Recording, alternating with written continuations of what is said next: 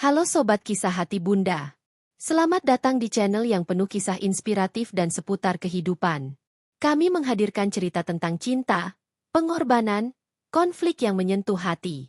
Jangan lewatkan kisah-kisah bermakna yang mengingatkan pentingnya cinta dan pengertian dalam kehidupan. Klik subscribe dan bergabunglah dengan komunitas kisah hati ibu. Selamat menikmati. Surabaya selalu memiliki cara tersendiri untuk menguji kesabaran seseorang. Udara panasnya, jalanan yang terlalu cepat berubah, dan orang-orang yang gemar berbicara lebih banyak daripada berpikir. Namun rumah ini, rumah besar keluarga Wibowo dengan pilar marmer setinggi 8 meter dan lampu kristal yang menggantung seberat harapan mereka yang pernah datang memohon bantuan padaku, tetap menjadi ruang di mana aku berdiri paling tinggi. Tempat di mana aku adalah pusat gravitasi.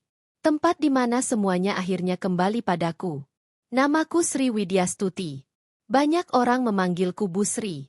Sebagian kecil memanggilku Nyai Sri karena mereka tahu, di balik senyum ramahku, ada ketenangan yang bisa mengguncang hidup siapapun yang berani mencoba merusaknya. Usia 62 tidak membuatku lambat.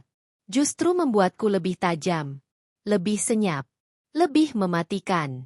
Malam itu seharusnya menjadi makan malam keluarga biasa. Makanan tersusun rapi di sepanjang meja panjang yang terbuat dari kayu jati tua yang dulu kupesan dari Bali.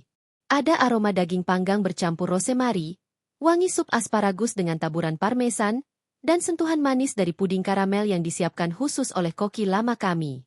Lampu kristal di atas meja memantulkan cahaya lembut ke gelas-gelas anggur yang berkilau.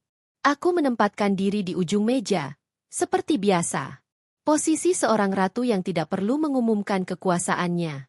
Di sisi kiriku, Raditya Pramana, anak laki-lakiku, pewaris utama perusahaan properti dan perkebunan kelapa sawit keluarga Wibowo. Wajahnya letih namun tetap tampan. Seperti dirinya yang selalu berusaha keras mempertahankan apapun yang kupasangkan di pundaknya sejak kecil. Ia tidak pernah menyadari beban itu sebenarnya berfungsi sebagai pelindung, bukan penjara. Di sisi kanan, duduk perempuan yang membuat udara di ruangan ini berubah menjadi lebih dingin dari AC yang bekerja sepanjang hari. Clarissa Andini. Menantu perempuanku. Wanita yang sempurna dari luar namun busuk dari dalam. Langkahnya selalu tenang, bibirnya selalu tersenyum. Namun ada sesuatu dalam sorot matanya yang sejak awal membuatku menaruh jarak. Bukan rasa benci, bukan pula prasangka. Lebih pada naluri seorang perempuan tua yang sudah melihat terlalu banyak wajah palsu di hidupnya. Namun malam itu, ia melampaui batas tipis yang selama ini ia injak dengan hati-hati. Ia mencondongkan tubuhnya ke arahku ketika semua orang sibuk dengan makanan masing-masing. Aroma parfum floral yang terlalu manis menusuk hidungku.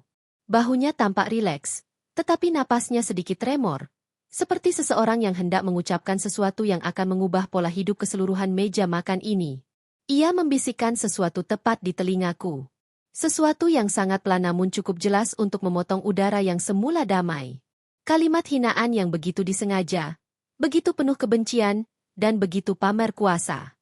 Ia mengklaim dirinya hamil. Bukan oleh suamiku.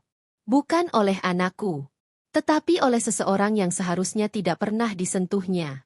Ia mengatakan itu dengan nada merendahkan, menyebutku nenek tua, dan berniat menancapkan luka ke dalam diriku. Aku mendengarkan semuanya tanpa bereaksi sedikit pun. Wajahku tetap tenang. Tubuhku tetap tegak. Tanganku tetap menggenggam garpu perak yang dihiasi ukiran mawar. Tidak ada sesuatu pun yang berubah dari diriku. Lalu aku tertawa. Bukan tawa kecil penuh sopan santun yang biasa kutunjukkan dalam acara keluarga. Aku tertawa terbahak-bahak. Tawa lembut namun panjang, yang membuat seluruh meja berhenti bergerak. Tawa yang memantul di permukaan lampu kristal dan menimbulkan gema halus di seluruh ruangan. Tawa yang membuat Clarissa menegang. Aku menatapnya sambil tersenyum. Senyum manis. Senyum yang membuat orang-orang merasa aman, tetapi justru menjadi pertanda paling buruk bagi siapapun yang menantangku. Aku menyampaikan kalimat sederhana, bahwa aku akan memberikan kejutan yang lebih besar. Ia tersenyum kaku. Matanya menyipit sedikit. Ia pikir ia baru saja memenangkan permainan kecilnya. Ia pikir aku akan terpancing. Ia pikir ia berhasil. Namun ia benar-benar lupa satu hal. Aku bukan perempuan sembarangan yang bisa diusik hanya dengan bisikan picik. Aku tidak pernah membalas dengan amarah. Aku membalas dengan keheningan dan bukti. Dan sejak malam itu, sesuatu dalam diriku bergerak. Pelan, rapi, hening. Aku menunggu sampai makan malam selesai. Aku melihat Raditya berusaha menutupi ketegangan dari kegugupan Clarissa yang tiba-tiba berubah menjadi lebih gelisah daripada biasanya. Aku melihat suamiku, Insinyur Haryanto Wibowo, sibuk meladeni pembicaraan ringan dengan dua saudara sepupunya, tanpa menyadari badai yang baru saja ditiupkan di bawah hidungnya. Terkadang aku heran bagaimana laki-laki setua itu, dengan semua pengalaman dan kecerdasannya, masih bisa dibutakan oleh perempuan muda yang tahu cara menundukkan kepala dengan anggun. Haryanto selalu menyukai sesuatu yang tampak rapi. Ia mengira perempuan seperti Clarissa tidak mungkin membawa kekacauan. Ia salah besar.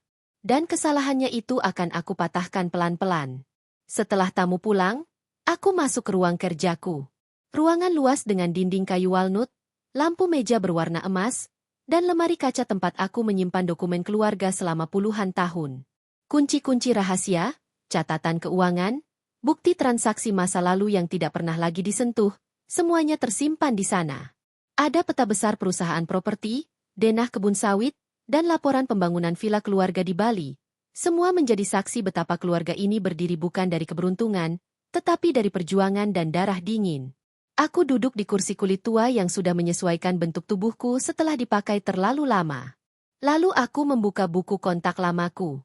Kontak-kontak yang tidak pernah kugunakan lagi sejak 5 atau 6 tahun terakhir.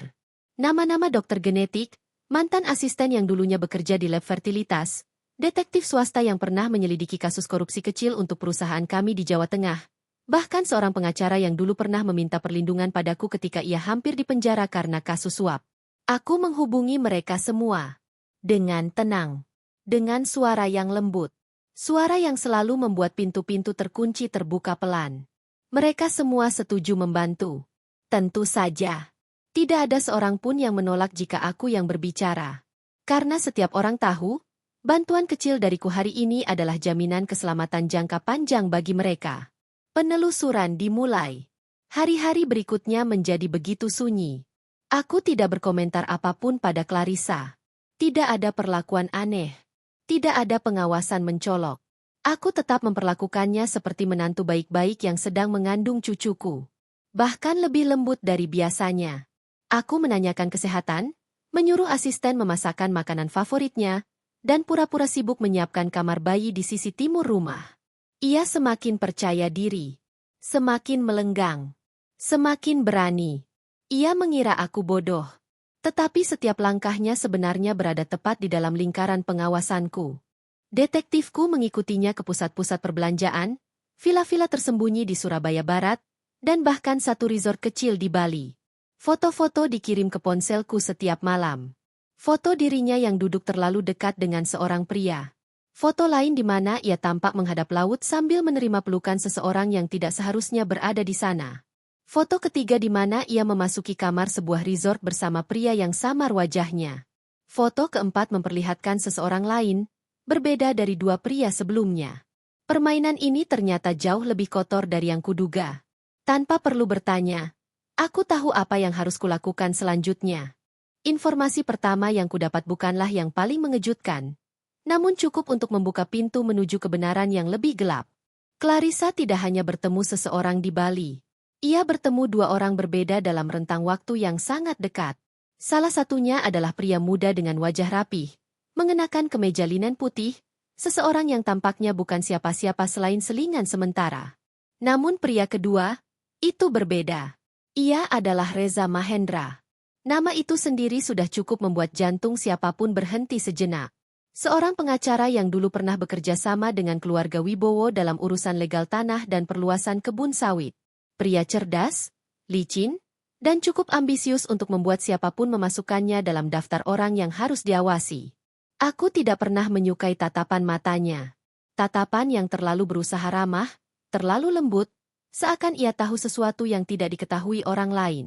Tatapan seorang pria yang terbiasa menyembunyikan kepentingannya sendiri. Foto-foto yang dikirim detektifku memperlihatkan kedekatan yang jauh melampaui batas profesional. Terlalu intim. Terlalu berani. Terlalu bodoh. Dan kebodohan adalah bahan bakar terbaik untuk kehancuran. Aku menyimpan foto-foto itu dalam folder khusus di laptopku, Folder yang kulindungi dengan 3 lapis, kata Sandi. Tidak banyak yang tahu bahwa aku menguasai komputer lebih baik dari yang mereka kira. Orang sering mengira perempuan tua hanya bisa memasak dan berdoa. Mereka lupa bahwa aku membangun perusahaan properti ini bersama Haryanto dari nol. Ketika Surabaya masih dipenuhi tanah kosong dan peluang liar yang hanya bisa ditangkap oleh orang-orang yang tidak takut bermain kotor. Beberapa hari kemudian, dokter genetik yang kukenal sejak 15 tahun lalu menghubungiku. Ia mengabarkan bahwa tes NIPT yang kuatur secara rahasia dapat dilakukan tanpa sepengetahuan Clarissa. Mudah sekali. Hanya perlu mengambil sampel darah yang seharusnya untuk pemeriksaan rutin kandungannya. Kebetulan Clarissa terlalu percaya pada rumah sakit yang sama yang keluargaku dirikan. Sebuah kesalahan fatal yang akan ia sesali. Ketika hasilnya tiba, aku membaca angka-angka itu dengan keheningan sempurna. Kode-kode DNA, persentase kecocokan, probabilitas hubungan biologis. Setiap baris kalimat di laporan itu seperti simfoni yang sudah kutunggu sejak ia membisikkan kalimat kejinya di telingaku. Hasilnya jelas.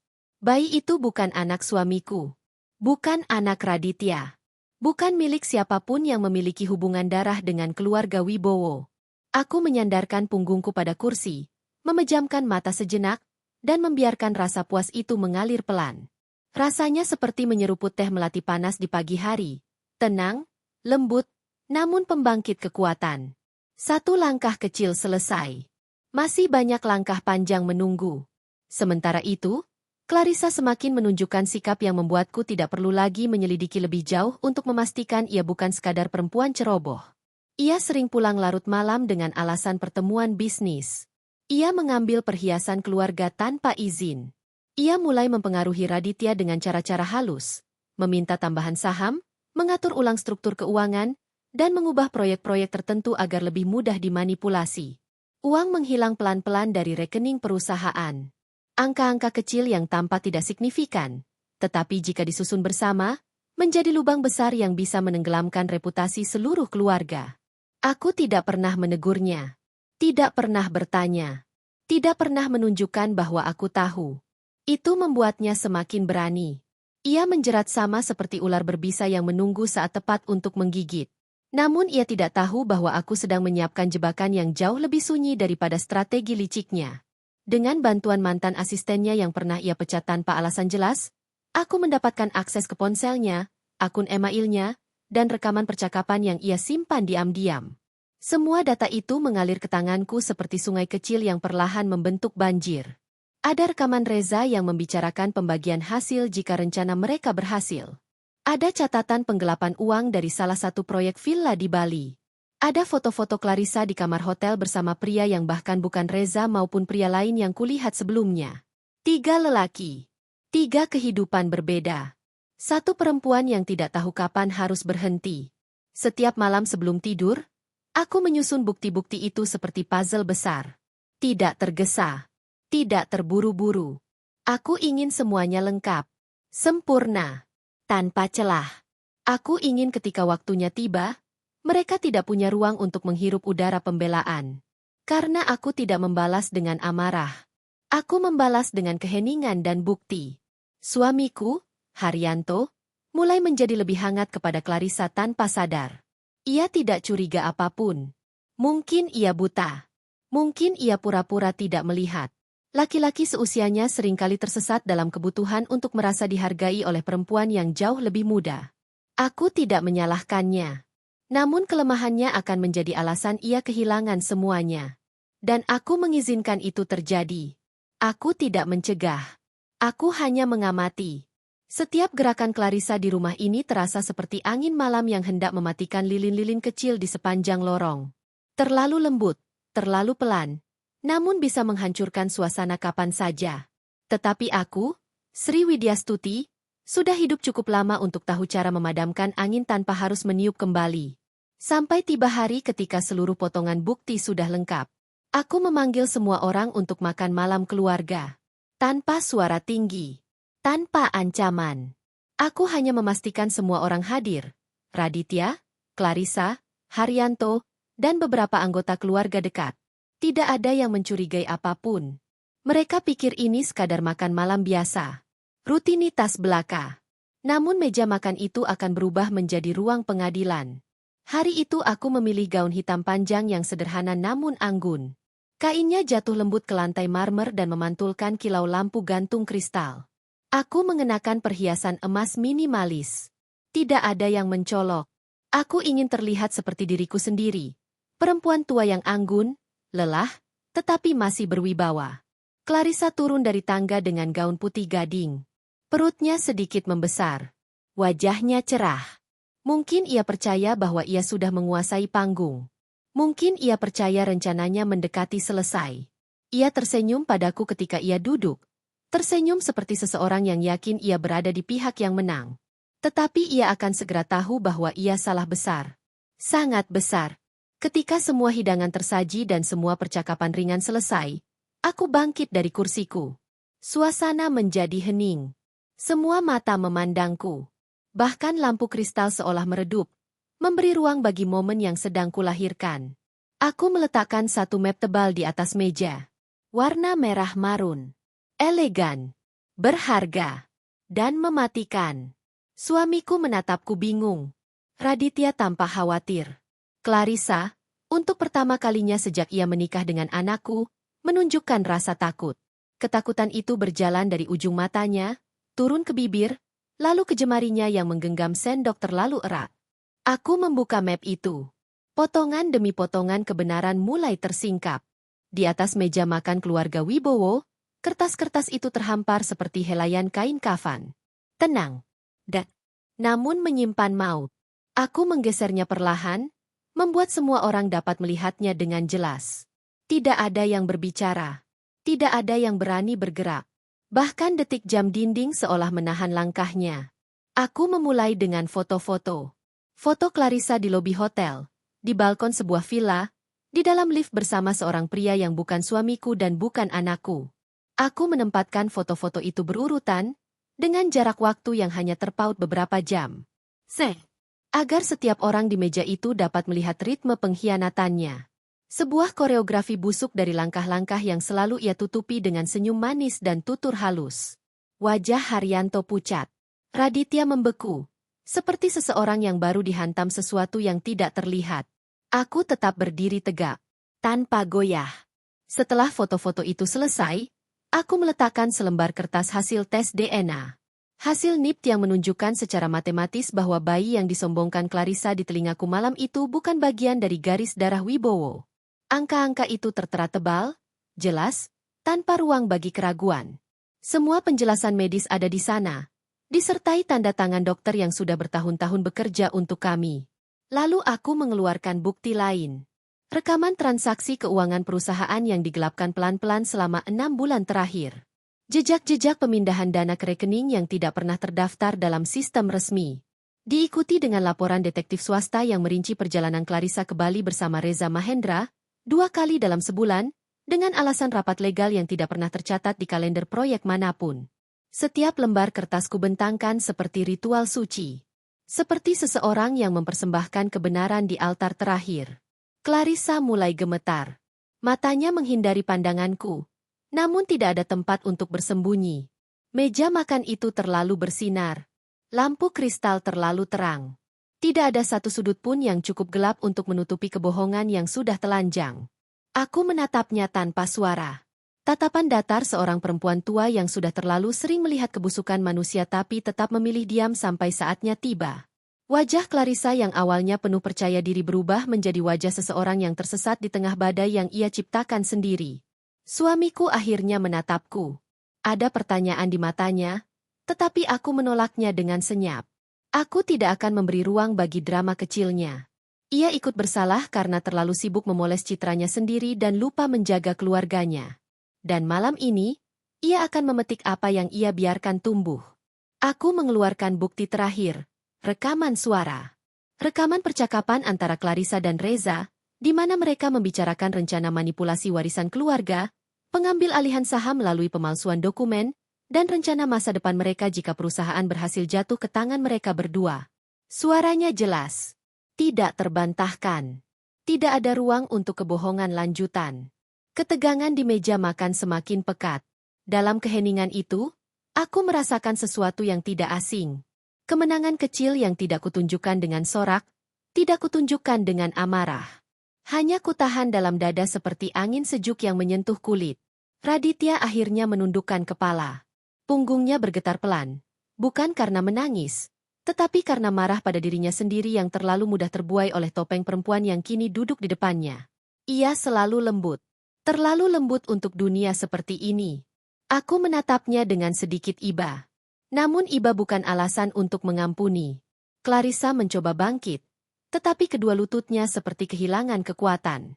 Aku memperhatikan gerakannya dengan tatapan datar. Ia ingin melarikan diri dari meja itu. Dari bukti-bukti yang kini menjadi penjara baginya. Namun tidak ada pelarian yang mungkin. Karena sejak awal aku sudah mengunci semua pintu dalam hidupnya. Aku tersenyum tipis.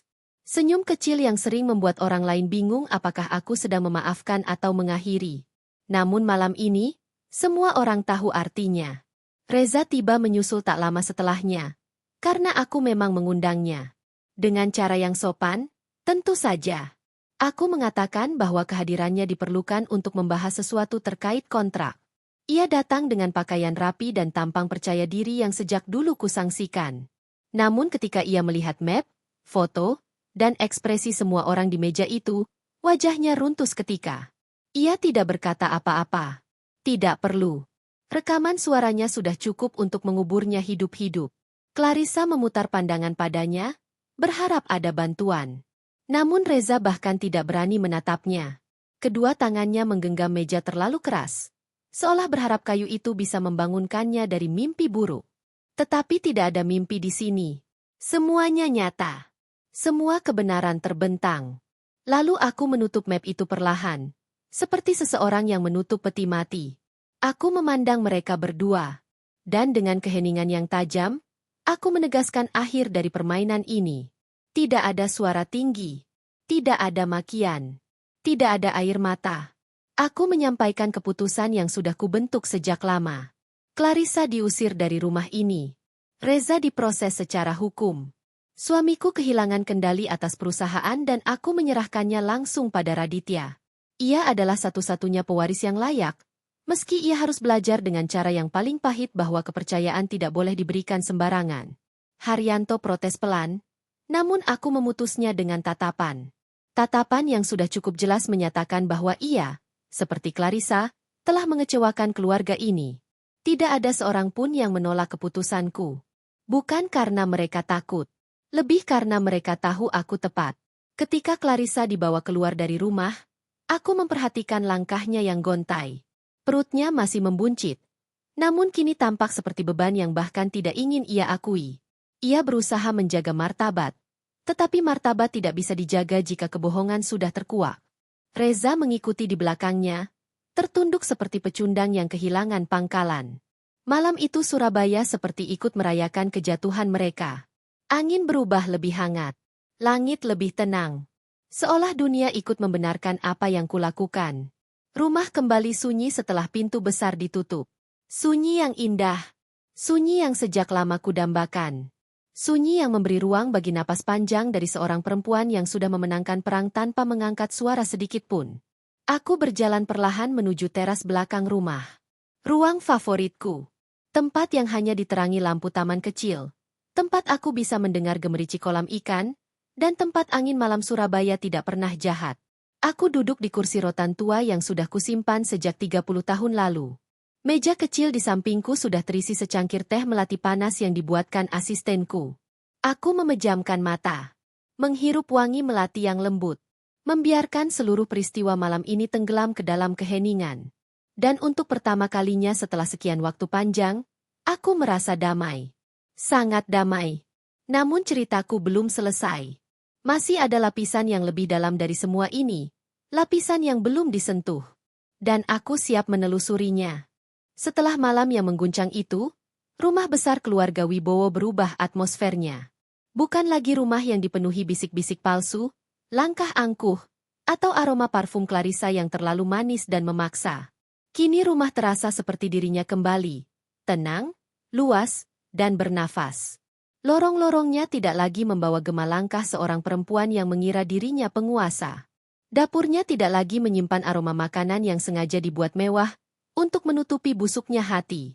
Bahkan lampu-lampu kristal seolah menggantung lebih ringan.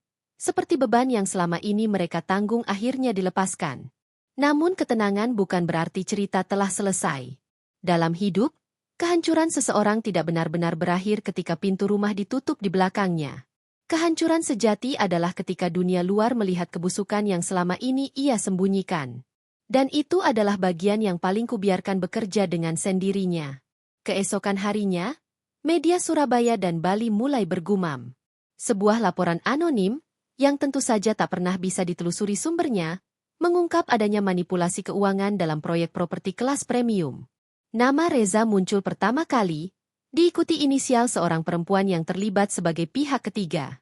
Clarissa tidak disebutkan secara eksplisit, namun semua orang yang pernah menghadiri pesta bisnis di kota ini tahu betul siapa perempuan itu. Dunia bisnis selalu lapar akan skandal. Dan skandal ini sangat lezat bagi mereka. Raditya menerima laporan itu di ruang kerjanya yang baru, ruang yang dulu dimiliki Haryanto. Ia tampak lebih dewasa sehari setelah makan malam panjang itu. Ada garis keras di rahangnya. Ada ketegasan di matanya. Luka yang ia alami berubah menjadi kekuatan yang tidak ia miliki sebelumnya.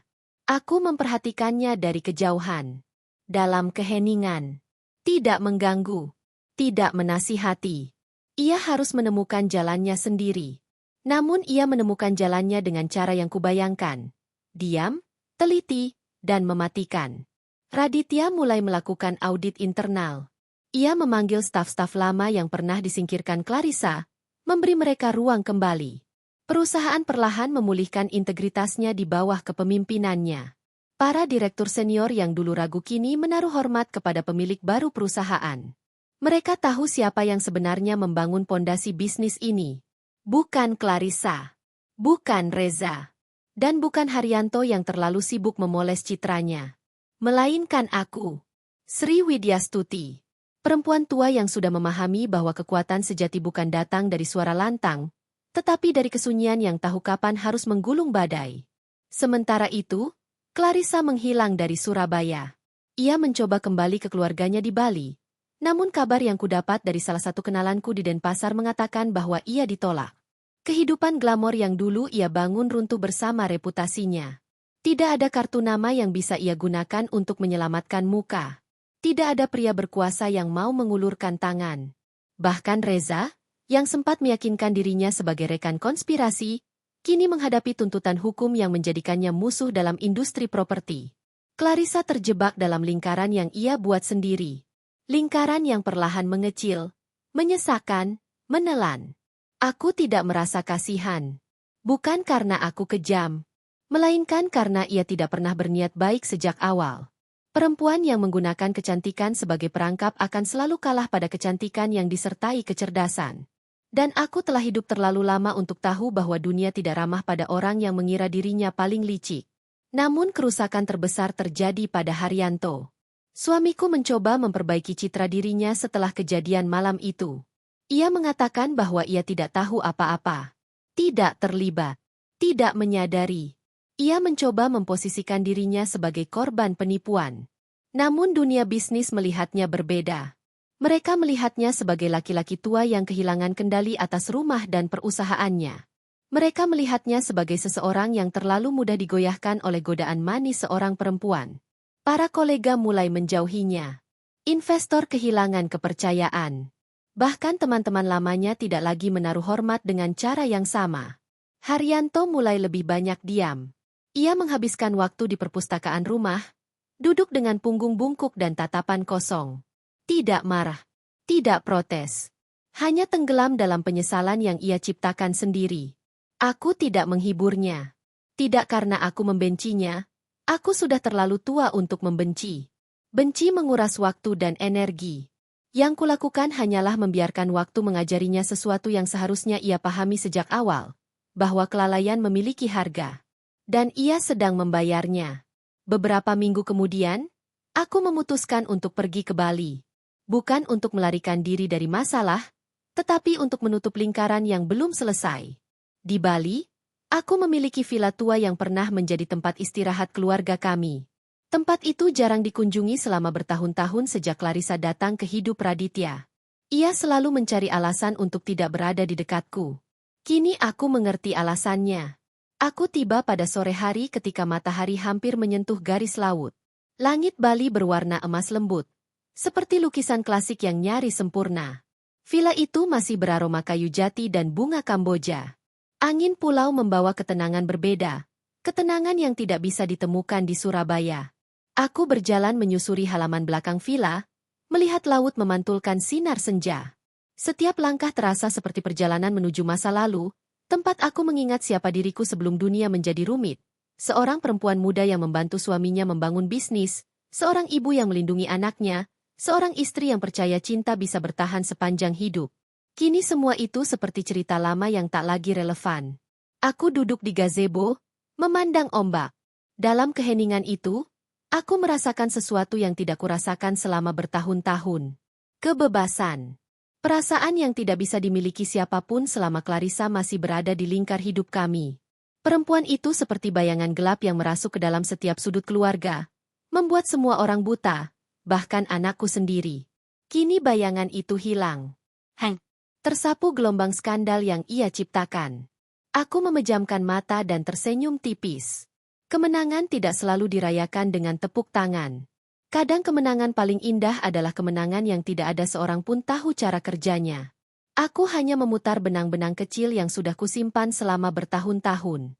Benang yang jika ditarik pada waktu yang tepat, mampu meruntuhkan bangunan megah kebohongan yang mereka bangun. Aku membuka mataku perlahan. Ini baru awal. Masih ada yang harus kutata di Surabaya. Masih ada yang harus kuselesaikan. Dan aku sudah siap melangkah lagi, setenang ombak yang menyentuh pasir. Aku berdiri, memandang langit yang semakin gelap. Dalam hati, aku berbisik kepada diriku sendiri, dengan suara yang bahkan ombak pun tidak akan mendengarnya. Aku belum selesai. Aku baru memulai.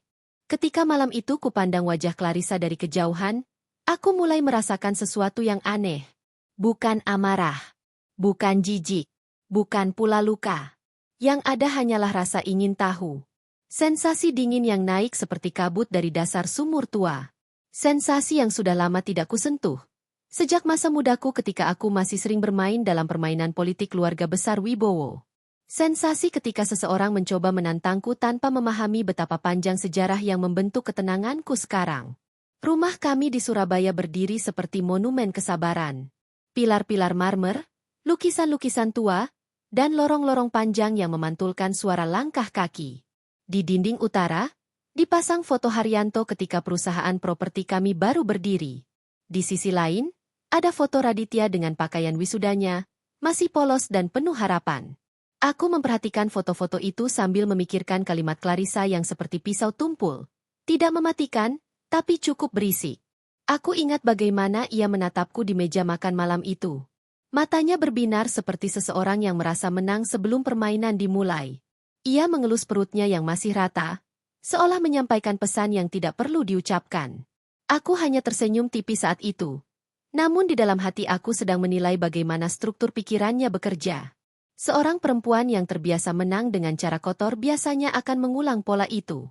Dan benar adanya, Clarissa hanyalah variasi baru dari perempuan-perempuan muda yang dulu mencoba menyingkirkanku dari lingkaran kuasa keluarga Wibowo. Aku berjalan menuju ruang musik malam itu. Ruangan yang jarang dipakai orang lain selain aku. Lampu gantung kristal memantulkan cahaya lembut ke piano tua yang diwariskan dari ibuku. Di sana, aku duduk, mengecup permukaan kayu piano yang dingin. Menutup mata, mendengarkan detak jarum jam menggema pelan. Aku merasakan ketenangan yang kontras dengan klaim kehamilan yang barusan dilemparkan Clarissa. Menggelikan bagaimana seseorang begitu yakin mampu merobohkan hidupku hanya dengan satu bisikan. Perlahan kupikirkan langkah-langkahku. Apa yang harus kulakukan terlebih dahulu? Aku selalu percaya bahwa setiap masalah, betapapun kotornya, bisa diselesaikan dengan cara bersih. Aku tidak pernah menghancurkan seseorang dengan tangan kotor. Aku selalu melakukannya dengan keheningan, dengan bukti, dengan presisi. Karena jika seseorang ingin merobohkan rumahku, aku akan memastikan ia terkubur di bawah puing-puing yang ia buat sendiri. Pagi harinya, Matahari Surabaya menembus jendela besar kamarku, menciptakan sayatan cahaya keemasan di lantai kayu. Aku bangun dengan kepala yang jernih. Seolah seluruh tubuhku telah memutuskan bahwa Clarissa tidak akan kubiarkan bermain terlalu lama. Aku merapikan rambut, mengenakan kebaya sederhana warna krem, dan turun ke lantai bawah tepat ketika pelayan menyalakan aromaterapi bergamot kesukaanku. Haryanto sudah duduk membaca koran. Ia tidak pernah peka terhadap dinamika kecil di meja makan semalam. Dunia baginya hanya terbagi dua, urusan bisnis dan urusan tidur. Raditya pagi itu tampak gelisah. Tidak seperti sebelumnya. Ia jarang sekali memperhatikan Clarissa dengan tatapan waspada seperti itu. Ada sesuatu yang mulai retak, meskipun retakannya belum terdengar bagi siapapun selain aku. Aku sarapan pelan. Roti brioche lembut, selai aprikot buatan sendiri, dan teh melati panas. Semua terasa seimbang. Semua terasa terkendali. Clarissa muncul terakhir dengan riasan tipis dan gaun satin abu-abu. Langkahnya lambat, dibuat-buat seolah tubuhnya rentan. Aku memperhatikan bagaimana ia menaruh tangan di pinggang, pura-pura seakan mual. Aku menahan tawa di dalam hati. Perempuan seperti itu biasanya lupa bahwa kebohongan paling rapuh adalah kebohongan yang terlalu sering dipamerkan. Hari itu, setelah semua orang pergi, aku duduk sendirian di ruang kerja pribadiku. Ruangan yang kututup dari siapapun, termasuk keluarga. Di balik rak buku kayu jati tua, terdapat sebuah lemari besi kecil. Kunci kombinasi itu hanya aku yang tahu. Di dalamnya terdapat kartu nama lama. Dokter genetik, mantan detektif swasta, analis forensik properti, hingga mantan asisten Haryanto yang dulu pernah kupakai untuk menelusuri transaksi tersembunyi suamiku. Aku duduk, mengambil ponsel lamaku. Perangkat kecil yang tidak tersambung internet. Hanya untuk hal-hal serius. Aku mulai menghubungi satu persatu. Suara mereka masih sama. Ada yang pelan, ada yang berat, ada yang cepat. Tetapi semua menyambutku dengan hormat yang sama. Karena mereka tahu aku tidak pernah menelpon kecuali sesuatu besar sedang terjadi. Aku memulai penyelidikan dari cara paling sederhana. Memantau pergerakan Clarissa. Aku ingin tahu siapa saja yang ditemuinya. Nomor siapa yang ia hubungi. Klinik mana yang ia datangi. Asisten lamaku yang tinggal di Sidoarjo masih memiliki koneksi di beberapa rumah sakit besar. Ia mengirim pesan padaku malam itu, mengatakan bahwa Clarissa pernah mendaftar untuk konsultasi fertilitas 6 bulan lalu. Tanpa Raditya. Tanpa Haryanto. Seorang diri. Informasi kecil itu bagai cahaya redup yang menembus kabut. Mengungkap arah permainan Clarissa. Jika ia datang ke klinik tanpa didampingi siapapun, ada kemungkinan ia sedang mencari cara untuk memanipulasi sesuatu. Dan aku tahu apa itu, hasil tes kehamilan. Bahkan mungkin ultrasonografi palsu. Itu bukan hal yang sulit dilakukan jika seseorang memiliki cukup uang dan ambisi. Malamnya, aku duduk lagi di ruang musik. Aku pikirkan kembali langkah-langkahku. Aku ingin bukti konkret. Bukan hanya asumsi. Karena meskipun aku tahu Clarissa sedang berbohong, aku membutuhkan dasar kuat untuk menghancurkan reputasinya secara bersih. Aku menghubungi dokter genetik lamaku. Ia lelaki tua bijak yang pernah bekerja untuk pemerintah. Ia pernah berkata padaku bahwa teknologi tidak mengenal moral. Ia bisa melakukan tes apapun selama sampel ada. Termasuk tes non-invasif pada DNA janin dari sampel darah ibu. Aku hanya perlu memastikan Clarissa menyerahkan darahnya. Hari-hari berikutnya berjalan lambat. Seperti permainan catur yang panjang. Clarissa mulai menunjukkan perilaku aneh. Ia sering berdandan lebih cantik dari biasanya. Tetapi di saat bersamaan mudah marah pada Raditya. Ia sibuk pergi tanpa penjelasan. Ia seperti seseorang yang baru saja mendapatkan kekuatan dan tidak tahu bagaimana mengendalikannya. Haryanto juga mulai terlihat lebih cerah. Lebih energik. Aku memperhatikan bagaimana ia pulang lebih malam dari biasanya. Bagaimana ia menyembunyikan aroma parfum yang bukan milikku. Sambil mengamati itu semua, aku tetap tersenyum. Aku tetap tenang. Karena yang kulihat bukan perselingkuhan. Yang kulihat hanyalah seseorang menggali kuburnya perlahan-lahan. Dan Clarissa tidak sadar kuburan itu semakin dalam setiap harinya. Aku mulai mendapatkan laporan-laporan kecil. Clarissa bertemu seseorang di hotel. Seorang pria. Berjas. Rambut rapi. Aku hanya butuh 2 hari untuk memastikan identitasnya. Reza Mahendra, pengacara keluarga. Orang yang paling dipercaya Haryanto. Orang yang sangat mengetahui struktur keuangan, aset, hingga dapur rahasia perusahaan kami. Dan dengan itu, permainan semakin menarik. Clarissa ternyata tidak hanya bermain 2 kaki. Ia bermain 3. Perselingkuhan dengan Haryanto hanyalah cabang kecil dari rencana besarnya. Ia juga menggandeng Reza untuk mengalirkan dana dari akun tertentu. Rekening-rekening terpecah di Bali, dikamuflase atas nama proyek properti fiktif. Semua itu kulihat dengan mata kepala sendiri dari dokumen-dokumen yang dikirim detektifku. Namun yang paling mengejutkan bukan itu. Tes DNA non-invasif dari sampel darah Clarissa akhirnya tiba. Dokter genetiku mengirim hasilnya dalam amplop putih. Tanpa nama. Tanpa jejak. Aku membukanya di ruang musik, ditemani aroma melati dan senandung pelan dari angin malam. Hasilnya sederhana. Sing. Menampar. Bayi itu tidak memiliki kecocokan genetik dengan Haryanto. Tidak memiliki kecocokan dengan Raditya. Dan lebih buruk lagi, ada indikasi kejanggalan kromosom yang menunjukkan bahwa janin itu kemungkinan besar tidak pernah ada. Dengan kata lain, Clarissa memalsukan kehamilannya. Aku menutup amplop itu perlahan. Jari-jariku gemetar kecil bukan karena marah, tetapi karena menikmati kebenaran yang jatuh di pangkuanku. Seperti hadiah kecil yang manis. Aku tertawa saat itu. Tertawa pelan. Lalu semakin keras. Tertawa terbahak-bahak hingga gema suaranya menyentuh langit-langit ruangan. Karena ternyata, kebohongan Clarissa jauh lebih buruk dari yang kuduga. Dan itu membuat permainan ini semakin indah. Setelah tawaku mereda, aku menyandarkan tubuh pada kursi piano. Ruangan terasa lebih lapang, seolah udara malam memberi tempat bagi kemenangan kecilku.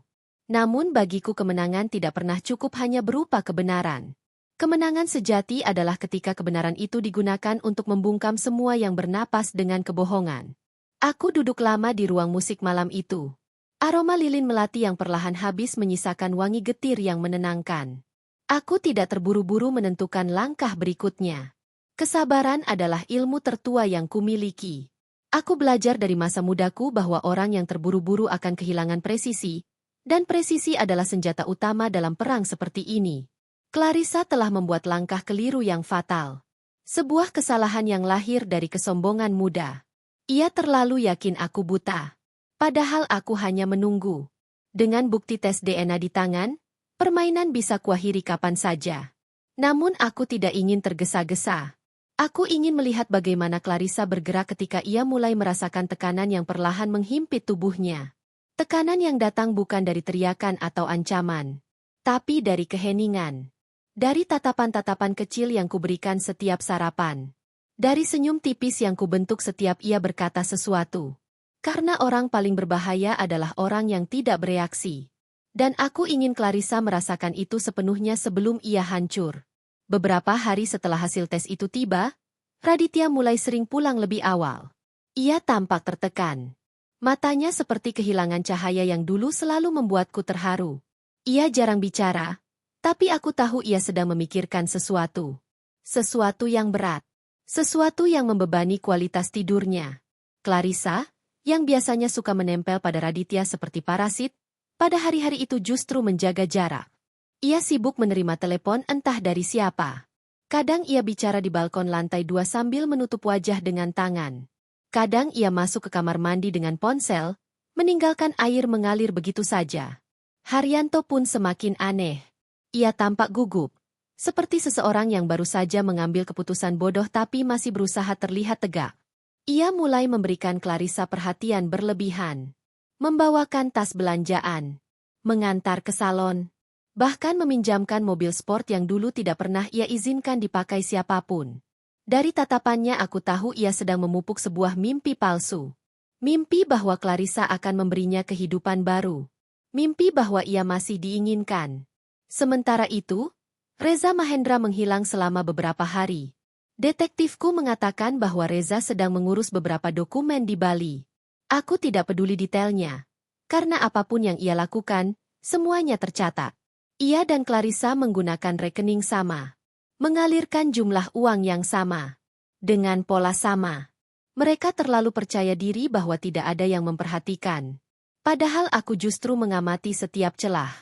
Aku menunggu hingga kecurigaan Raditya semakin jelas. Pagi itu, ketika aku turun ke ruang makan, ia duduk dengan wajah pucat. Ada lingkar hitam di bawah matanya. Ia menatap ke piringnya, tetapi tidak benar-benar melihatnya. Clarissa tidak ada di meja makan pagi itu. Entah kemana ia pergi. Dari keheningan Raditya, aku bisa merasakan hatinya retak. Mungkin ia menemukan sesuatu di ponsel Clarissa. Mungkin ia mendengar sesuatu dari staf kantor. Mungkin ia menyadari perubahan sikap Clarissa terhadapnya. Apapun itu, ia mulai melihat sisi gelap menantunya sendiri. Aku menyesap teh melati sambil memperhatikan Haryanto yang pura-pura membaca koran. Di balik kertas itu, matanya melirik arah tangga, seolah menunggu Clarissa turun dengan gaun tidur sutra yang biasa ia pamerkan. Menjijikkan. Usia dan keserakahan membuat lelaki bodoh selalu merasa muda, padahal mereka hanya menua tanpa keanggunan. Setelah sarapan, aku kembali ke ruang kerja. Aku mengeluarkan map hitam berisi semua bukti penggelapan yang dilakukan Clarissa dan Reza. Dokumen itu penuh detail. Penarikan dana besar, transfer ke rekening cabang Bali, pembelian aset atas nama perusahaan fiktif. Semuanya begitu rapi, seolah-olah Clarissa memang dilahirkan untuk menipu. Namun rapi saja tidak cukup. Ia lupa bahwa dalam keluarga Wibowo, ada seseorang yang memahami seluruh sistem dari akar sampai cabang. Dan orang itu adalah aku. Sambil membolak-balik dokumen, aku mengingat kembali masa ketika aku pertama kali menikah dengan Haryanto. Aku masih muda dan polos. Tidak mengerti bahwa dunia bisnis adalah arena perang. Aku belajar pelan-pelan. Dari nol. Dari kesalahan dan pengkhianatan.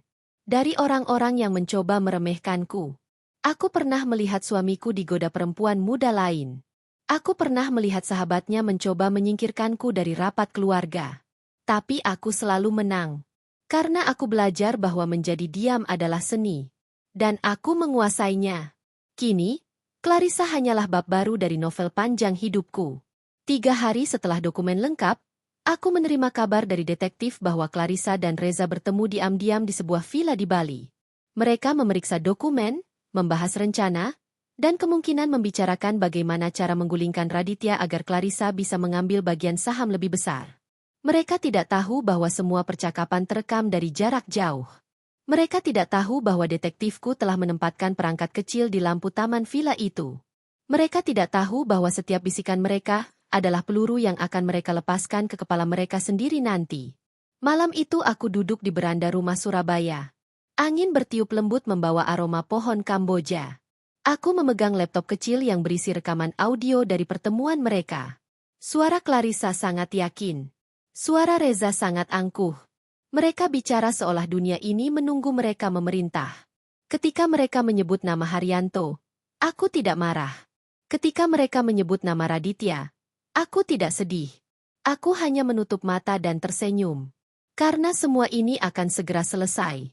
Di hari keempat, aku menerima email rahasia dari dokter genetiku. Ia mengirimkan hasil final tes DNA pada amplop terpisah. Lebih lengkap, lebih detail.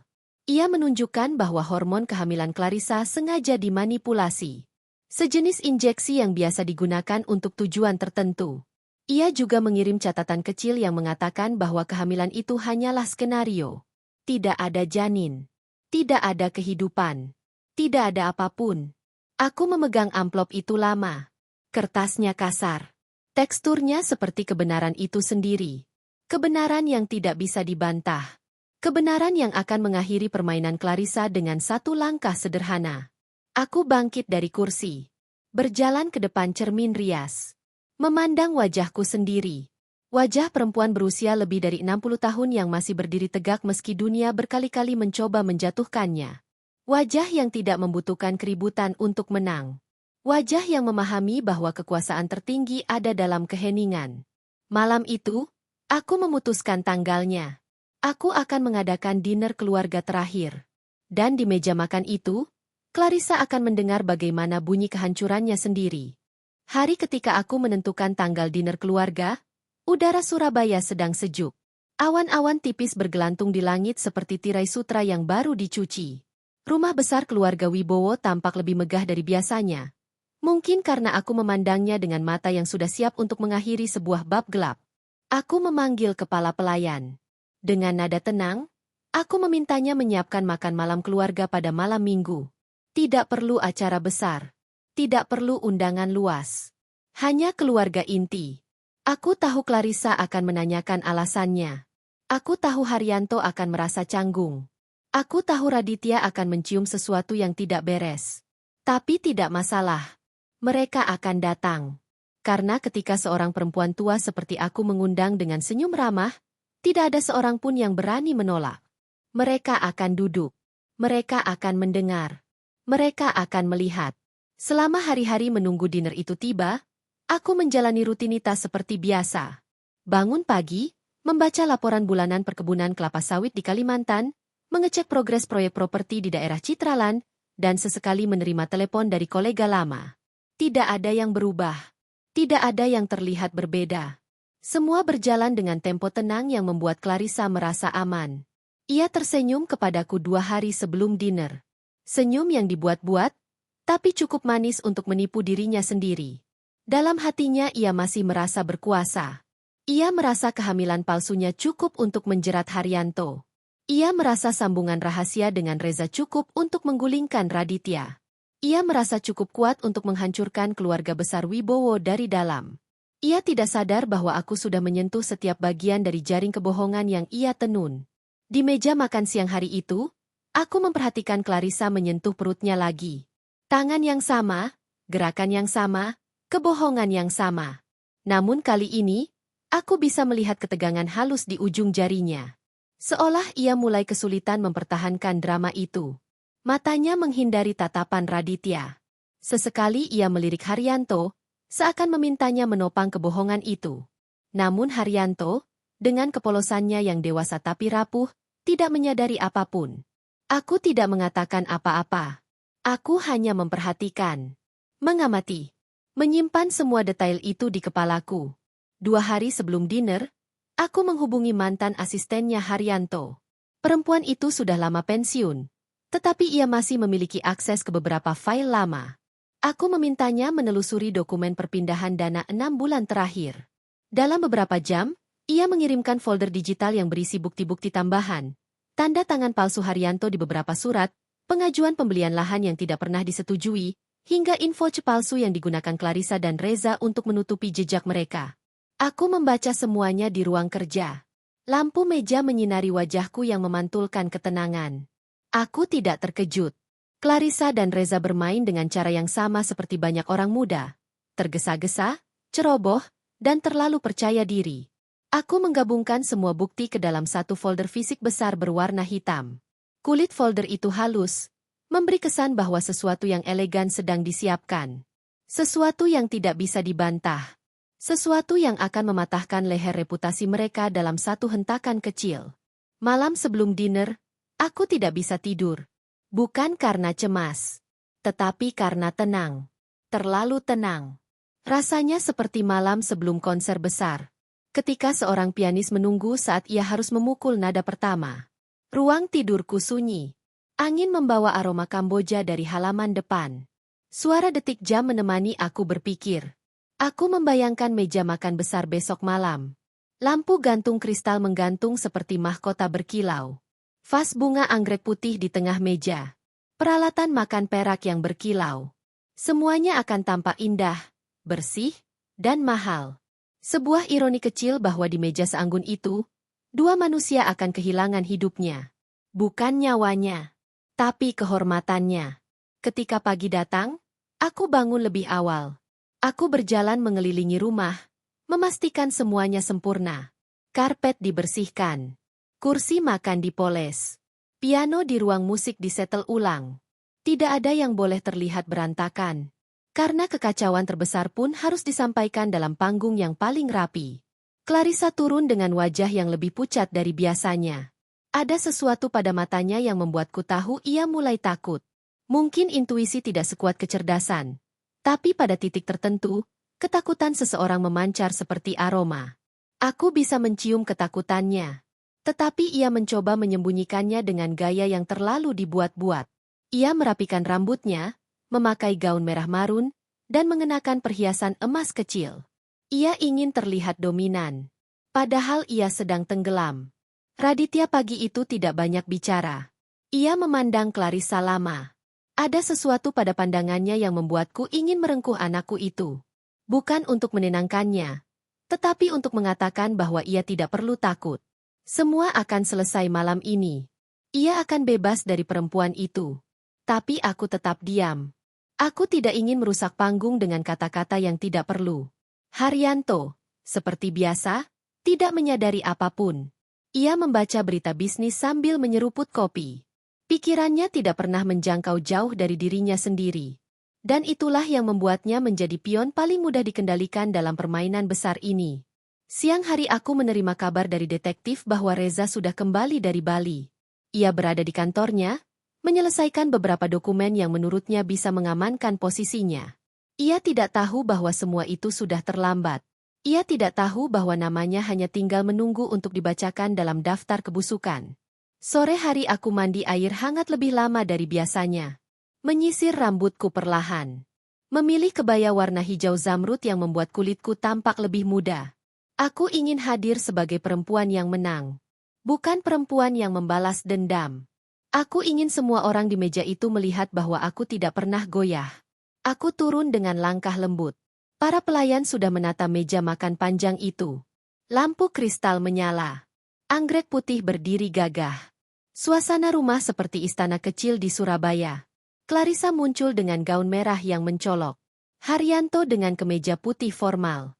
Raditya dengan jas hitam sederhana. Mereka duduk. Aku mengambil tempat di ujung meja. Seperti biasa. Makanan disajikan, sup krim labu, roast beef, dan hidangan penutup tiramisu buatan chef pribadi kami. Wangi rempah dan mentega memenuhi udara. Semuanya terlihat sempurna. Ketika suapan pertama menyentuh bibirku, aku merasakan detik pertama permainan dimulai. Clarissa tampak gelisah. Reza tidak ada di meja makan, tapi aku sudah memastikan ia akan tiba sebentar lagi. Ia menerima undangan melalui Haryanto, yang mengira pertemuan malam itu adalah untuk membahas pembagian saham keluarga. Lupakan saham. Malam ini tentang kebenaran. Aku menunggu hingga semua orang menyentuh piring utamanya. Lalu aku tersenyum. Senyum yang cukup lembut untuk menipu. Namun cukup dingin untuk membuat tulang seseorang gemetar. Dan saat itulah pintu depan terbuka. Reza Mahendra masuk. Ia tidak tahu bahwa malam itu bukan rapat. Malam itu adalah eksekusi. Tubuhku masih bersandar pada kursi rotan yang sudah berumur lebih tua dari Bima, dan aku mengizinkan pikiranku membawa diri pada masa lalu yang lebih jauh. Masa ketika aku belum memahami bahwa kelembutan seorang ibu seringkali menjadi bumerang yang paling mematikan. Aku pernah menjadi perempuan yang percaya bahwa membiarkan orang lain bersandar padaku adalah bentuk kasih sayang yang paling mulia. Namun semakin banyak aku memberi, semakin besar dunia meminta untuk menggerogoti tulangku. Pada hari-hari awal setelah suamiku meninggal, rumah ini dipenuhi suara langkah tetangga yang datang melayat, aroma bunga sedap malam yang terlalu kuat hingga membuatku ingin muntah, dan tatapan belas kasihan yang terasa menusuk-nusuk kulitku. Aku berdiri sendirian di depan peti jenazah lelaki yang menemaniku selama 39 tahun. Lelaki yang punya ambisi besar tapi selalu gagal setengah jalan. Lelaki yang membuatku bekerja 2 kali lebih keras untuk mempertahankan hidup kami. Namun terlepas dari semua kekurangannya, ia tidak pernah membiarkan anak kami menyentuh satu helai pun warisan keluargaku. Ia tahu bahwa keserakahan bisa tumbuh meski dari bibit cinta. Seandainya ia melihat apa yang terjadi setelah kepergiannya, mungkin ia akan menyesali semua kelembutan yang pernah ia tunjukkan pada Bima. Aku teringat betul hari ketika upacara 7 hari kematian suamiku berlangsung. Rumah ini sudah menunjukkan tanda-tanda awal kehancurannya. Bukan retakan pada tembok atau paku yang lepas dari kusen, tetapi retakan halus dalam hubungan yang selama ini kupelihara dengan sepenuh hati. Bima datang dengan wajah murung yang dibuat-buat, berjalan lambat seperti sedang memerankan seseorang yang sedang berduka, sementara istrinya, Elora, mengatur kerudungnya setiap 2 menit sekali, memastikan semua orang memperhatikan betapa sopan dan sedihnya ia. Tak ada yang lebih memuakan daripada kesedihan yang dipertontonkan untuk mendapatkan simpati gratis. Pada malam itu, setelah para tamu pulang dan hanya tersisa suara kipas angin tua berdecit di langit-langit, Bima duduk di ruang tamu sambil memegang map coklat. Tangannya menggenggamnya terlalu erat. Seperti seseorang yang sedang membawa keputusan besar yang akan mengubah hidup banyak orang. Aku mengenali tatapan itu. Tatapan yang dulu dimiliki ayahnya ketika mencoba meyakinkan investor bahwa proyeknya tidak akan gagal. Tatapan yang dimiliki seorang laki-laki ketika ia hendak meminta sesuatu yang bukan haknya. Aku duduk di hadapannya, menatapnya lama hingga ia merasa tak nyaman. Aku tahu ia ingin bicara soal warisan, tapi aku membiarkannya menunggu. Biarlah ia tenggelam dalam ketidaknyamanan, sesuatu yang jarang ia rasakan selama ini. Waktu itu belum ada paksaan. Belum ada ancaman. Belum ada perjudian moral yang membuatku muak seperti sekarang. Namun benihnya sudah ada. Kecil, tampak tak berbahaya. Tetapi ku tahu akan tumbuh menjadi monster yang pada akhirnya harus aku potong dengan tanganku sendiri. Tirai tipis di jendela berkibar pelan saat angin malam masuk, membawa bau tanah basah yang masih tersisa dari hujan sore tadi. Aku mengenang hari itu seperti sebuah adegan film yang diputar berulang-ulang dalam kepalaku. Bagaimana aku duduk dengan punggung tegak, menatap anak lelaki satu-satunya yang pernah kubawa 9 bulan dalam tubuhku. Betapa ironisnya bahwa seseorang yang pernah menjadi bagian dari darahku sendiri kini, menjadi orang asing yang begitu berbahaya bagi hidupku. Ia membuka map itu perlahan. Tetapi pada detik itu juga aku mengangkat tangan, menahannya. Aku tidak tahu apakah ia merasa tersinggung atau lega. Tapi malam itu aku belum siap mengucapkan kata-kata yang akan mengubah hidupku. Aku masih dalami rasa kehilangan suamiku, masih mencoba mengatur napas setiap kali menangis sendirian di kamar, masih belum bisa membayangkan hidup tanpa seseorang yang menjadi saksi dari seluruh perjuanganku. Tapi dunia tidak peduli pada kedukaan orang tua. Dunia hanya peduli siapa yang paling cepat mengambil kesempatan. Setelah hari itu, segalanya berubah. Hubungan kami bukan lagi antara ibu dan anak, melainkan antara sumber dan peminta. Antara pemilik dan pencatut. Antara seseorang yang sudah lelah menghadapi dunia dan seseorang yang merasa dunia berutang kepadanya. Aku tahu sejak saat itu, lambat laun Bima akan mencoba meraih sesuatu yang bukan miliknya. Elora, dengan segala kesempurnaannya yang dibuat-buat, akan mendorongnya dari belakang. Dan benar saja. Beberapa bulan setelah itu, tanpa memberi kabar, mereka mengurus banyak hal di belakangku. Surat-surat, data, catatan kepemilikan rumah. Semua dilakukan dengan cara yang begitu rapi, begitu diam-diam, seakan-akan mereka tidak sedang mencuri dari darah daging mereka sendiri. Aku tidak marah saat mengetahui semuanya. Tidak juga terkejut. Perasaan yang muncul justru jauh lebih menakutkan. Ketenangan. Ketenangan yang hanya dimiliki seseorang yang sudah kehilangan rasa takut. Dalam ketenangan itu, aku merencanakan segala sesuatu yang tidak pernah mereka bayangkan akan kulakukan.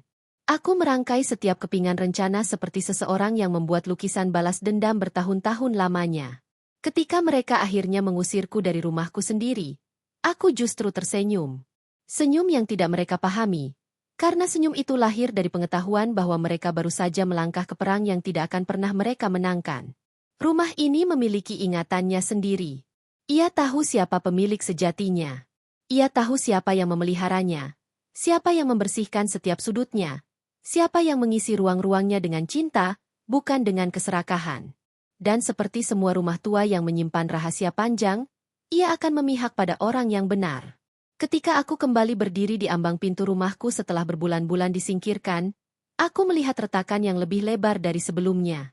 Tidak hanya retakan fisik, tapi retakan dalam nasib mereka.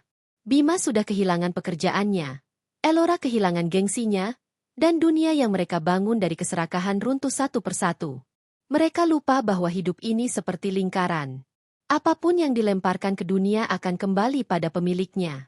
Dan kini, lingkaran itu kembali padaku.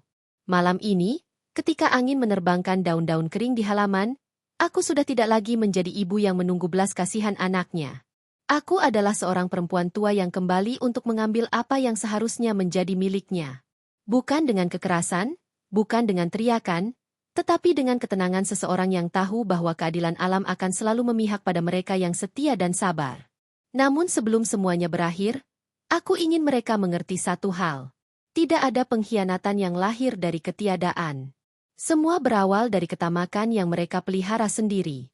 Dan aku akan memastikan mereka melihat konsekuensinya dengan mata kepala mereka sendiri. Aku terbangun sebelum fajar menyingsing. ketika kegelapan masih menggantung di langit seperti kain hitam tebal yang menolak tersibak. Rumah ini masih sunyi. Hanya suara embusan angin yang menyelinap melalui celah jendela tua.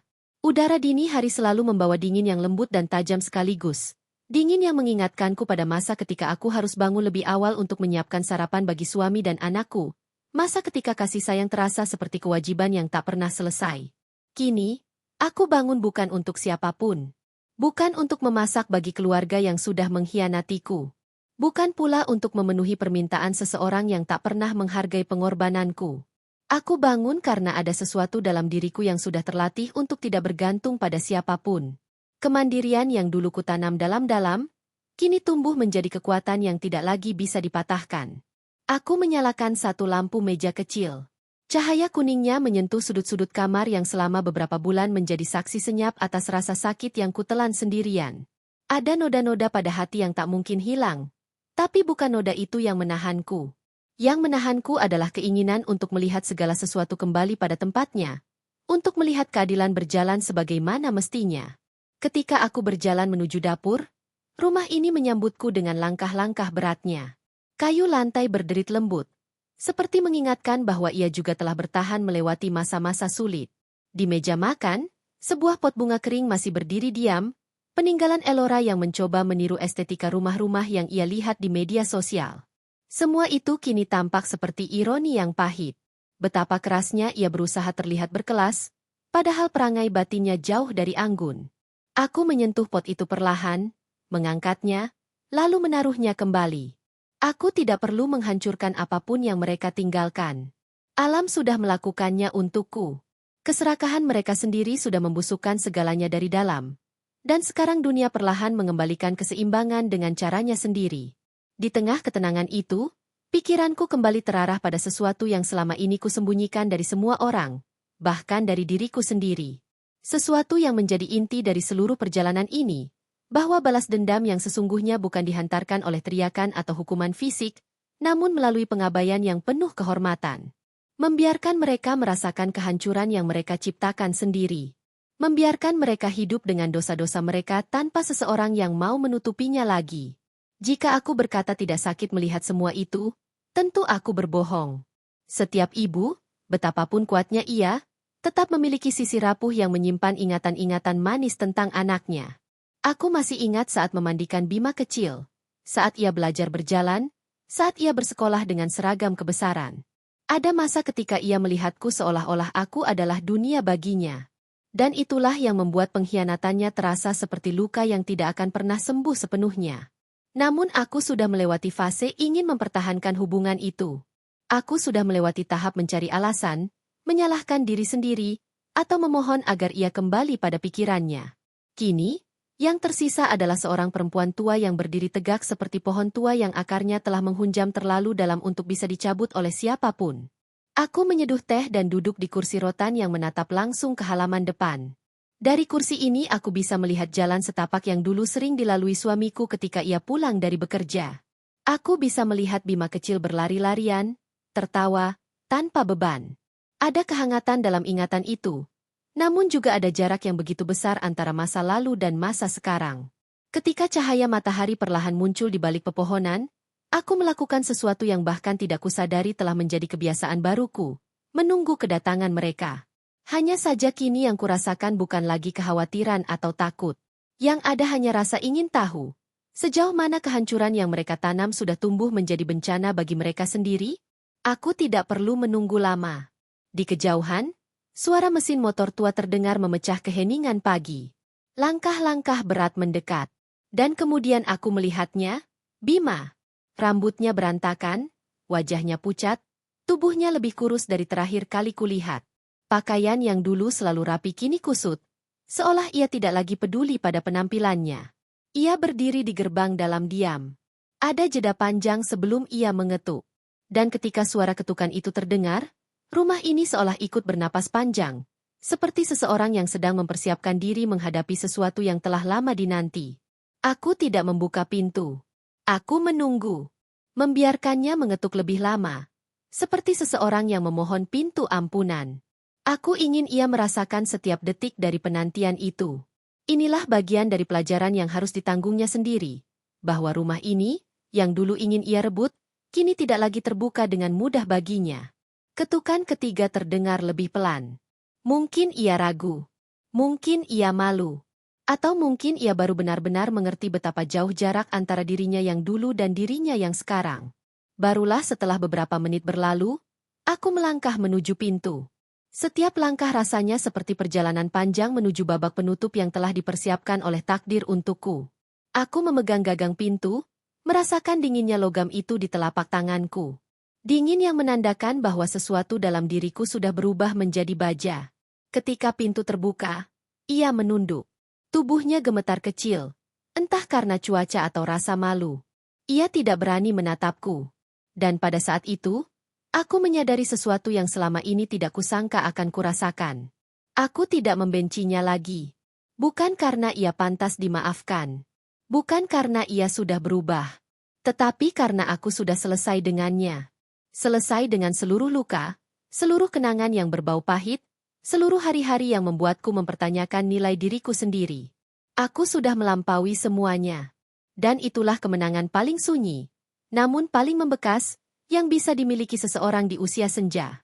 Aku memandangi Bima yang semakin mengecil dalam pandanganku, lalu aku melangkah keluar, melewatinya, tanpa menyentuh atau menyapa. Angin pagi menyentuh wajahku dengan lembut, seolah dunia memberi salam hormat pada keputusan yang akhirnya kutuntaskan. Hari itu, untuk pertama kalinya, aku merasa benar-benar merdeka. Aku berjalan menuju taman belakang tanpa menoleh sedikit pun padanya. Langkahku pelan namun mantap, menyusuri jalur batu yang sudah kupasang sejak puluhan tahun lalu. Setiap pijakan terasa seperti memisahkan lembaran lama hidupku dan membuka ruang kosong yang lebih bersih untuk masa depan yang tinggal kumiliki sendiri. Udara pagi menyambutku dengan harum bunga kembang sepatu yang sedang mekar. Aku duduk di bangku besi tua yang dulu sering kupakai membaca laporan tahunan perusahaan, sebuah tempat yang menampung banyak rahasia dan percakapan yang tidak pernah terjadi lagi. Bima tetap berdiri di pintu belakang, seolah menunggu izin untuk mendekat, tetapi aku tidak memberikannya. Rumah ini bukan lagi tempat ia bisa keluar masuk tanpa kepedulian. Ada batas baru yang tidak akan kusilangkan hanya demi nostalgia atau iba. Aku sudah terlalu tua untuk mengulang kesalahan yang sama. Dalam keheningan itu, aku merasakan sesuatu yang lama hilang dariku, kendali. Kendali penuh atas hidupku, perasaanku, dan segala yang telah kupertahankan dengan susah payah selama ini. Kendali yang sempat direbut oleh sikap masa bodoh suamiku dan tipu daya perempuan muda itu. Kendali yang akhirnya kembali pulang setelah semua topeng runtuh di hadapan mereka sendiri. Aku menutup mata sejenak dan menghirup aroma teh yang masih tersisa di cangkirku.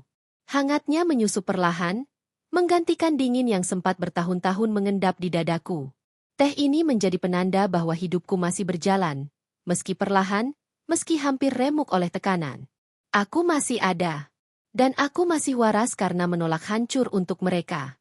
Ketika aku membuka mata, Bima sudah lebih mendekat. Ia berdiri beberapa meter dariku, tetap menunduk, seperti seseorang yang sedang menunggu putusan. Aku membiarkannya menunggu. Diamku bukan karena kejam, tetapi karena diam itulah satu-satunya bahasa yang bisa ia pahami sekarang. Diam yang berisi penyesalan, diam yang berisi kehilangan, diam yang lebih menusuk dari kata-kata. Dalam kepala, ingatan-ingatan berkelebat seperti album foto tua. Aku melihat Bima kecil membantuku menanam bunga. Tangannya kotor tanah, senyum lebarnya polos dan jujur. Aku melihatnya remaja, ketika ia pertama kali membawa pulang piala kemenangan lomba matematika, memamerkannya dengan bangga. Aku melihatnya dewasa, saat ia memperkenalkan Clarissa sebagai kekasihnya. Wajahnya bersinar oleh cinta yang ternyata buta dan menyesatkan. Aku melihat bagaimana satu perempuan menghancurkan seluruh fondasi yang kubangun selama bertahun-tahun. Bukan karena kecantikannya, bukan karena kelembutannya yang palsu, tapi karena Bima membuka sendiri pintu yang tidak mampu ia tutup lagi setelah semuanya masuk. Sakit? Tentu. Tapi kini rasa sakit itu tidak lagi mengikatku. Bima akhirnya mengangkat wajahnya sedikit. Matanya sembab, meski ia tampaknya menahan diri untuk tidak mengeluarkan air mata. Ia ingin berbicara, namun tidak berani. Dan aku tidak berniat memudahkan jalannya. Aku sudah terlalu sering memudahkan orang yang justru mempersulit hidupku. Aku mengingat hari ketika Clarissa berdiri di depanku dengan wajah tersenyum manis dan tangan yang penuh perhiasan mahal. Hasil dari memanipulasi suamiku dan anakku. Ia membisikkan sesuatu di telingaku saat makan malam keluarga. Sebuah pengakuan yang begitu menjijikan namun terucap dengan santai. Sebuah penghinaan yang begitu telanjang sehingga membuatku tertawa terbahak-bahak di hadapan seluruh keluarga Wibowo. Kini, perempuan itu entah di mana. Mungkin bersembunyi dari skandal yang ia ciptakan sendiri. Mungkin mencoba menyelamatkan sisa reputasinya yang telah terbakar habis. Mungkin ia sedang menangisi bayi yang ia kira akan menjadi tiketnya menguasai warisan keluarga ini. Bayi yang ternyata bukan darah siapapun kecuali pria ketiga yang bahkan ia tidak kenal dengan baik. Aku tidak peduli. Karena penghancuran itu bukan tanganku yang menggerakkan. Aku hanya membuka tirai, dan cahaya memperlihatkan semua kebusukan yang selama ini ia tutupi dengan gaun mahal dan senyum palsu. Di hadapanku kini hanya ada Bima. Tidak ada Clarissa. Tidak ada suamiku. Tidak ada pengacara yang mencatut namanya demi keuntungan pribadi. Hanya anak laki-laki yang kehilangan segalanya karena ia mengizinkan seseorang merusak fondasi cintanya sendiri. Aku mengalihkan pandangan kembali ke taman. Angin bergerak lembut, mengayun daun-daun hijau yang tampak segar. Aku merasa seluruh kehidupanku yang dulu kacau kini sedang mencari keseimbangan baru. Seperti gelas yang hampir jatuh tapi berhasil kutahan dengan satu jari terakhir. Setelah beberapa saat, aku berdiri. Bima mengikuti gerakanku dengan cepat, seolah takut kehilangan kesempatan untuk berbicara. Namun aku menatap lurus ke depan dan melewatinya. Sama seperti aku melewatinya di pintu depan tadi. Hanya saja kali ini langkahku lebih lambat. Karena aku ingin ia merasakan bobot setiap detik penolakan itu. Aku masuk ke ruang kerja. Ruangan ini masih rapi, dengan rak buku tinggi dan jendela besar yang menghadap ke kolam kecil. Meja kerjaku terisi penuh dengan berkas-berkas, laporan keuangan, dan catatan-catatan yang dulu selalu kuperiksa dengan cermat. Kini, semuanya tampak lebih sederhana. Tidak ada lagi manipulasi tersembunyi. Tidak ada tangan lain yang menyentuh dokumen-dokumen ini kecuali milikku. Ketika aku duduk dan membuka satu map coklat, aku mendengar suara langkah ragu memasuki ruangan. Bima berdiri di ambang pintu, memegang topinya dengan kedua tangan. Ia tampak seperti anak kecil yang ketakutan, bukan pria dewasa yang pernah mencampakkan ibunya demi seorang perempuan yang nyaris meruntuhkan seluruh keluarga. Aku menatapnya sebentar. Tatapanku tenang, bahkan datar. Tatapan seseorang yang sudah tidak menyisakan tempat lagi untuk kompromi. Dan dari tatapan itu saja, aku tahu ia mengerti bahwa hubungan kami sudah tidak akan pernah kembali seperti dulu. Aku tidak berbicara. Aku tidak perlu. Diamku sudah cukup menjelaskan bahwa aku tidak membalas dengan amarah. Aku membalas dengan keheningan dan bukti. Ia menunduk lebih dalam, sebelum akhirnya keluar dari ruangan tanpa suara. Ketika pintu kembali tertutup, aku merasakan sesuatu yang anehnya melegakan. Ruangan ini kembali menjadi milikku sepenuhnya. Tidak ada bayangan, tidak ada pengkhianatan, tidak ada jejak dari perempuan muda yang datang seperti badai dan pergi meninggalkan puing-puing. Yang ada hanya aku. Dan aku masih berdiri. Ketika matahari naik lebih tinggi, aku bangkit dan berjalan kembali ke halaman depan. Jalanan sudah kembali sepi. Bima sudah pergi. Dan aku berdiri di sana, sendirian, seolah menandai batas antara masa lalu yang penuh luka dan masa depan yang entah seperti apa bentuknya. Namun aku tidak takut.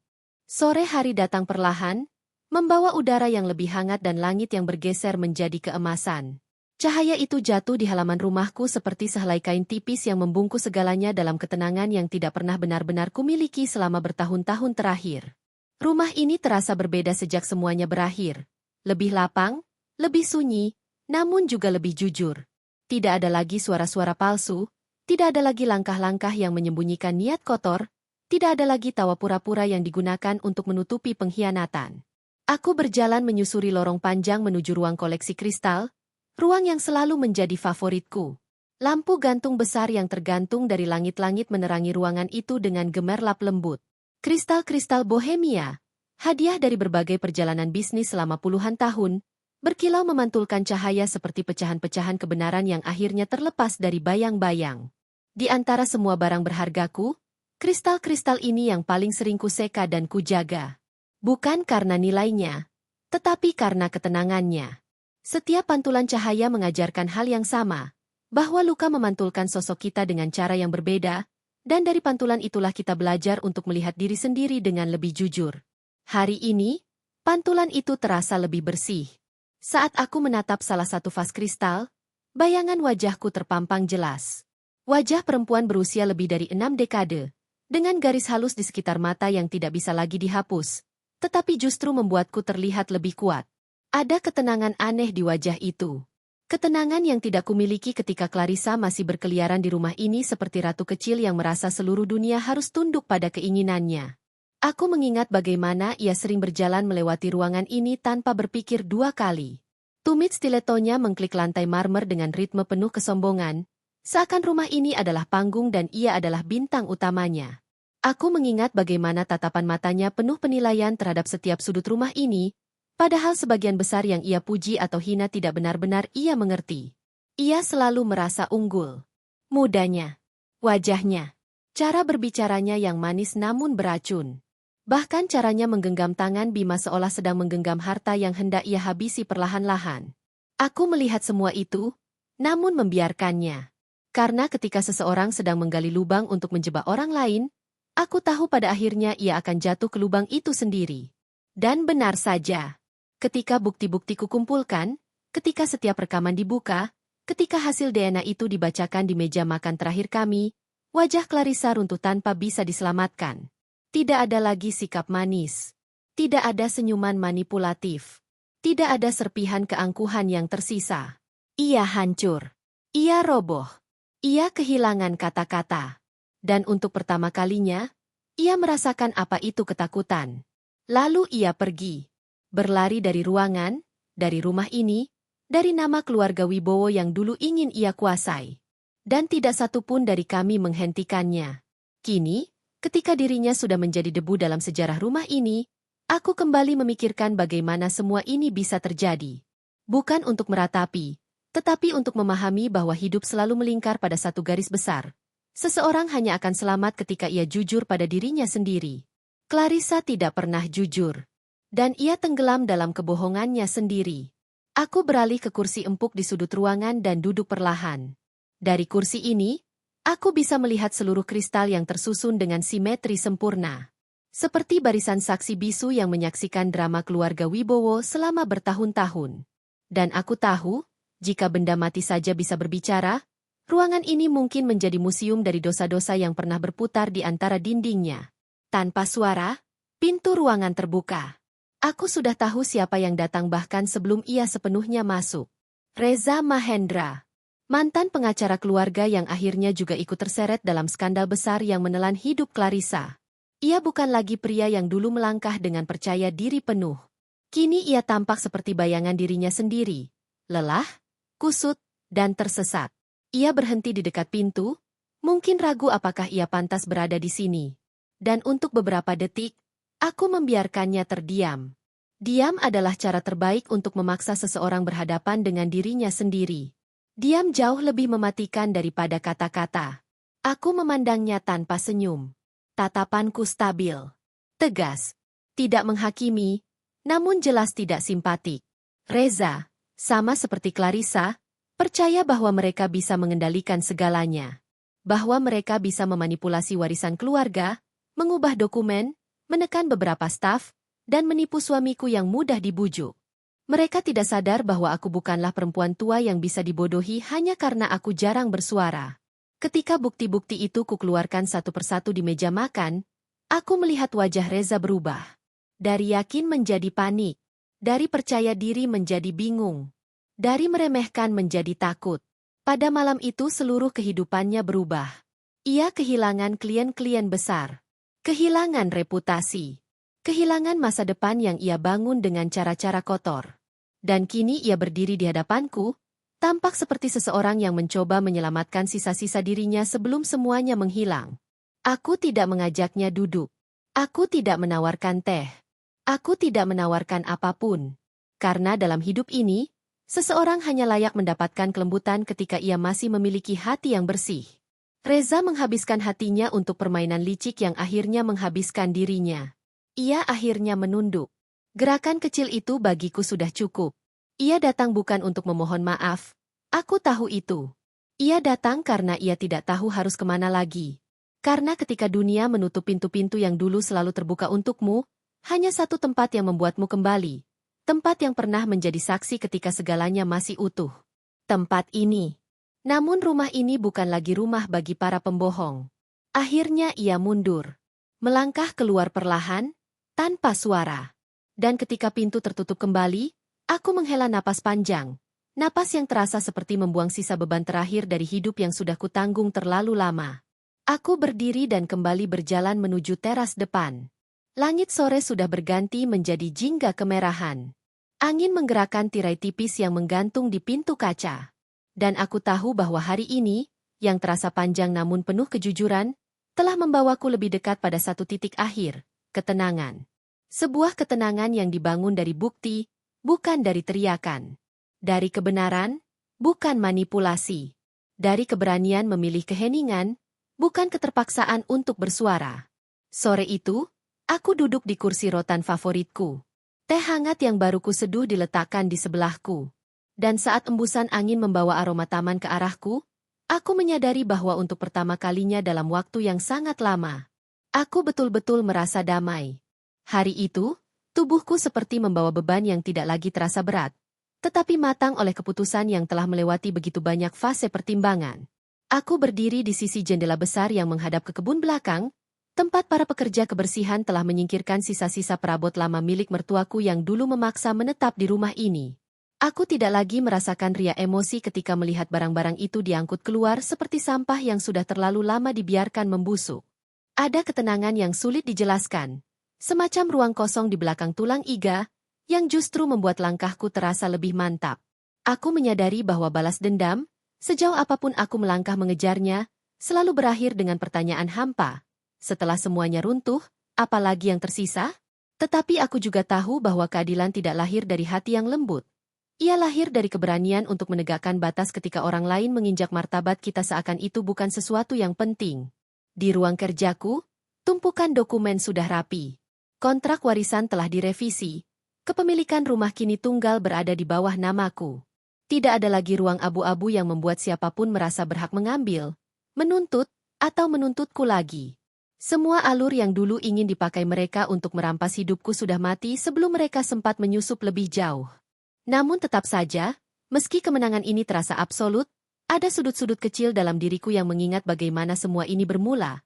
Rasa percaya yang diberikan terlalu murah, pintu yang kubuka terlalu lebar, kasih yang kutanam tanpa perlindungan. Di usia 60 tahun, aku baru benar-benar memahami bahwa kelembutan tanpa batas dapat menjadi medan empuk bagi parasit untuk berkembang. Ketika aku melangkah keluar rumah sore itu, udara terasa lebih jernih.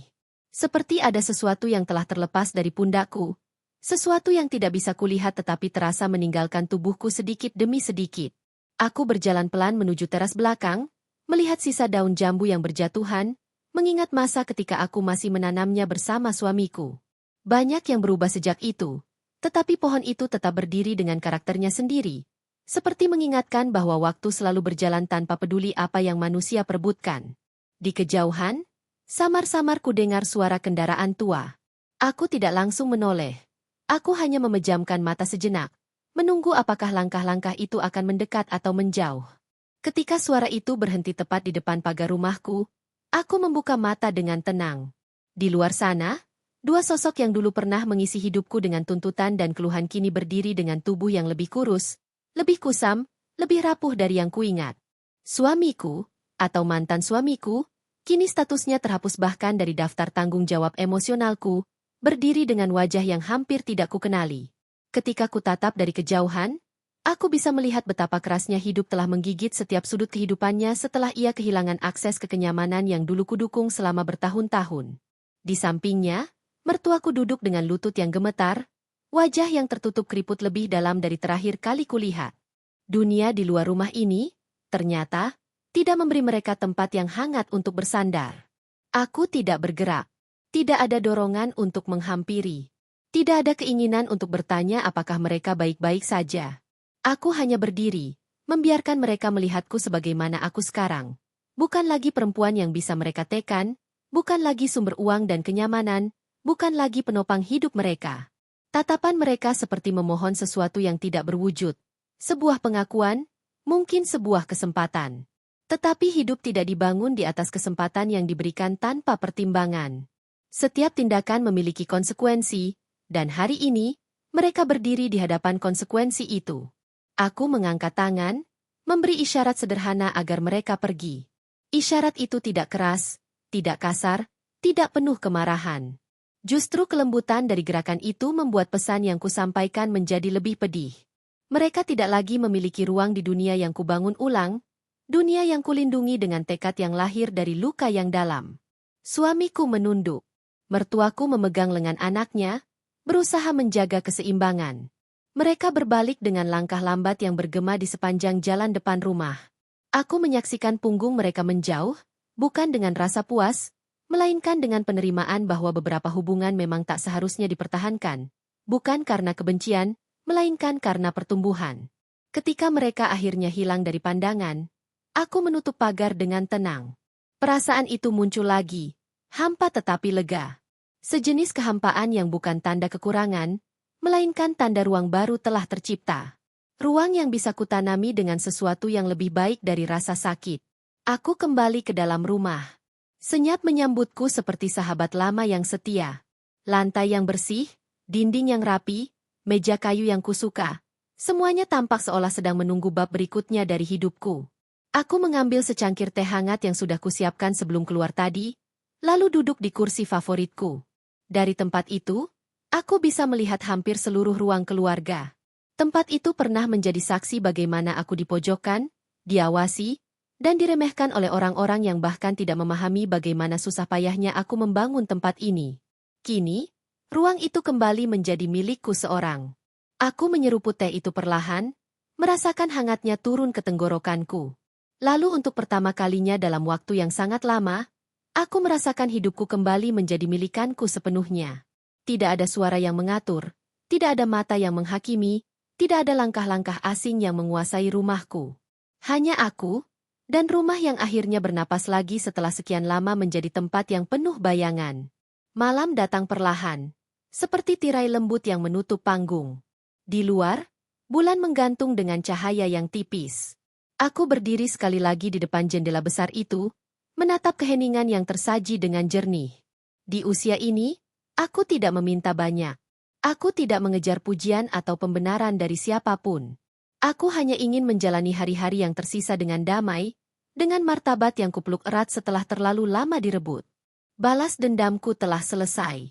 Bukan dengan teriakan, bukan dengan penghinaan, bukan dengan pertumpahan emosi. Tetapi dengan ketegasan seorang perempuan yang akhirnya memilih dirinya sendiri, setelah seumur hidup mengutamakan orang lain. Ketika aku memejamkan mata malam itu, aku tahu satu hal, hidupku tidak lagi didefinisikan oleh siapapun kecuali diriku sendiri. Dan untuk pertama kalinya sejak semuanya dimulai, aku benar-benar merasa bebas.